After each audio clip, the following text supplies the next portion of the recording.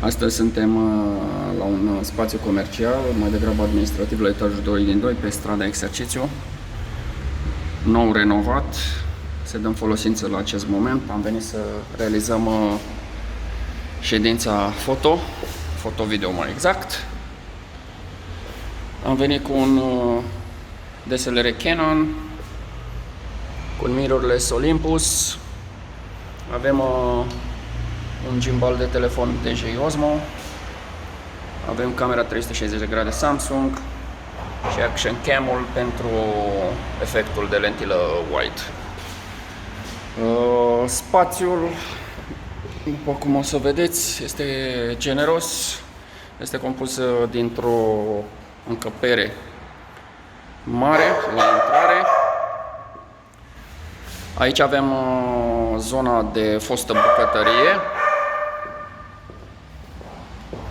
care de asemenea poate fi folosită ca o recepție.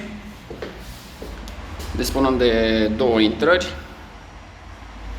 Este aproape open space.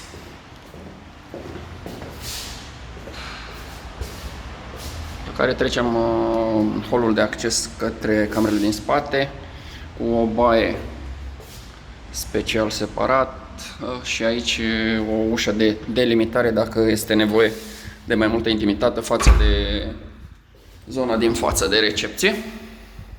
Cum intrăm în această parte a spațiului, găsim una,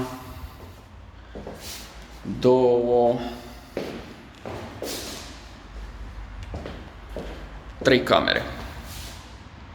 Una dintre camere are de asemenea o baie total separată. Aici regăsim și o mică terasă, un balconel. De asemenea, la încă una dintre camere avem pe spate acel mic balcon și pe lateral încă o mică terasă.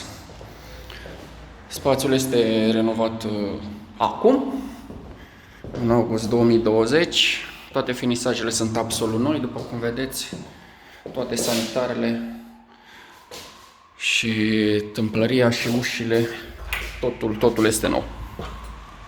Vă așteptăm la vizionare, comision 0.